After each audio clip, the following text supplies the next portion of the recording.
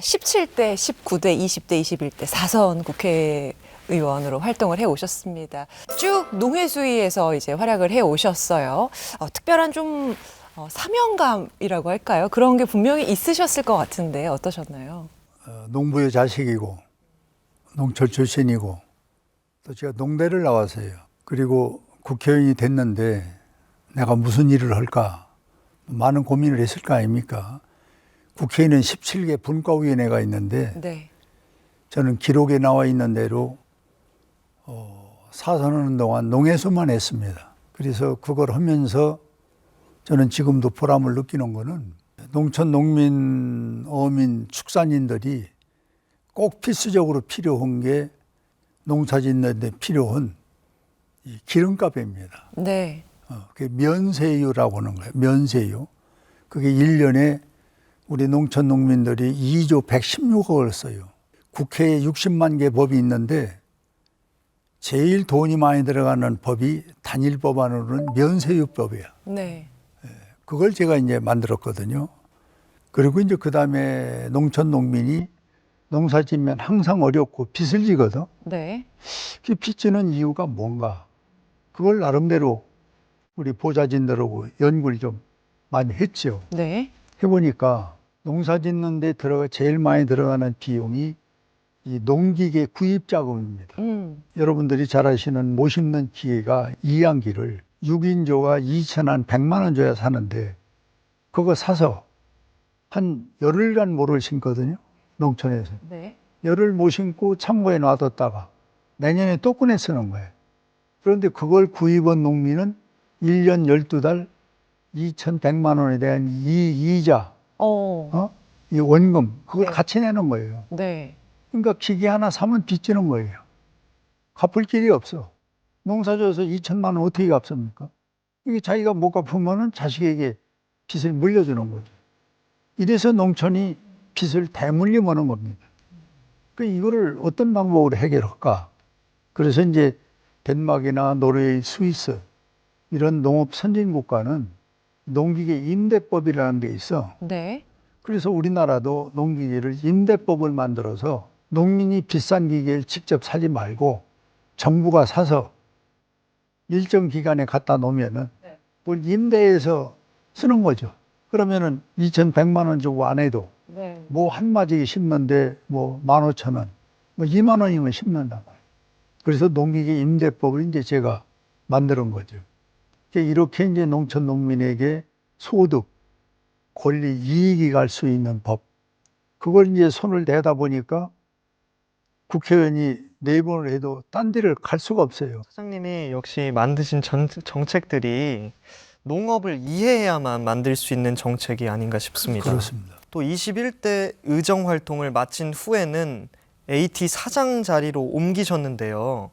우리 농업 현장의 가장 시급한 현안은 무엇이라고 생각하십니까? 기후변화가 지금 왔는데 우리 국가도 그렇고 많은 국민들이 기후변화에 대해서 그냥 추상적으로만 알고 있지 강론으로는 잘 모르고 있어요. 뭐 예를 들자면은 지난번 우리가 3, 4년 전에 코로나가 왔잖아요. 네.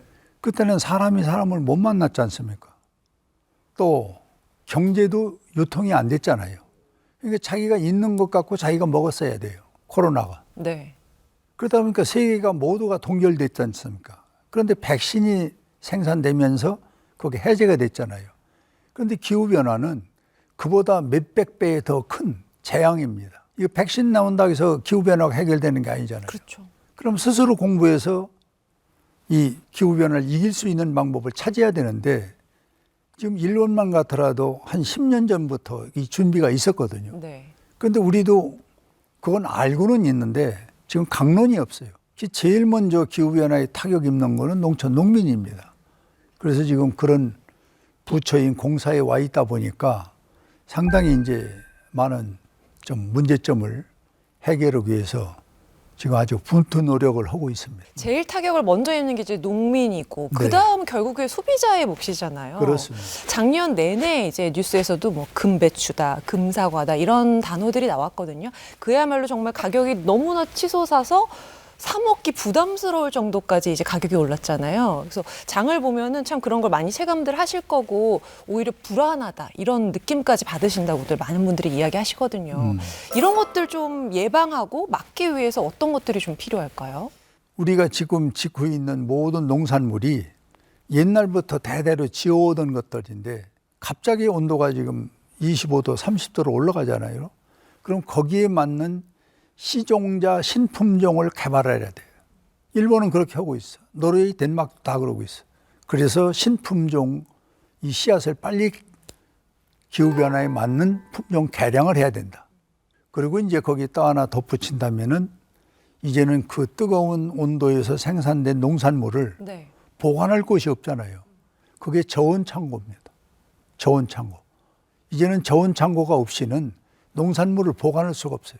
그래서 저온 창고를 많이 우리도 뭐 농촌에 지어서 밭에서 논에서 생산되면 창고에 보관했다가 필요할 때 쓰는 네. 그런 제도를 만들어 줘야 돼요. 말씀하신 것처럼 뭐 인프라 확충은 물론이고 체계가 정말 앞으로 잘 잡혀져 나가야겠다. 그렇습니다. 또 그 네. 역할을 해주고 계십니다. 네, 네. 강조하신 이제 기후 위기 계속 강조하셨잖아요. 기후 위기로 인한 이제 식량 불안 이건 뭐 우리나라의 문제만은 아니잖아요. 전 세계의 문제인데 이런 말씀하셨어요. 여기에 대응하기 위해서 우리나라 이제 주식에 대한 개념이 좀 바뀌어야 된다. 이런 말씀을 하셨거든요. 구체적으로 어떤 이야기신지 좀 설명을 해주세요. 이제 미국이나 구라파 유럽 쪽 사람들이 밀이 주식이에요. 근데 지난번 코로나를 겪어보니까 이제 밀만 갖고는 못 살거든. 우리는 쌀이 주식이야. 근데 코로나를 겪어보니까 쌀만 갖고는 못 살아. 그래서 이제 오곡 개념을 세계가 지금 갖고 있는 거예요. 코로나 후에. 그래서 이제 쌀, 밀, 보리, 콩, 옥수수. 이 오곡을 주식 개념으로 갖는 시대가 온 거예요. 그거를 나는 가능하면은 대한민국에 우리가 먼저 세계화해서 치고 나갔으면 좋겠는데 네. 이게 조금 사실 부족해서 좀 제가 정부에 아쉬움을 갖고 있죠. 이제 주식은 오곡이다.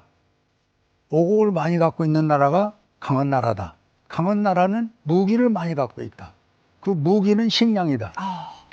이렇게 컨셉을 잡아가야 돼. 식량이 무게다. 구호 또 하나 나왔네요. 식량이 무기다. 무기다. 무기다.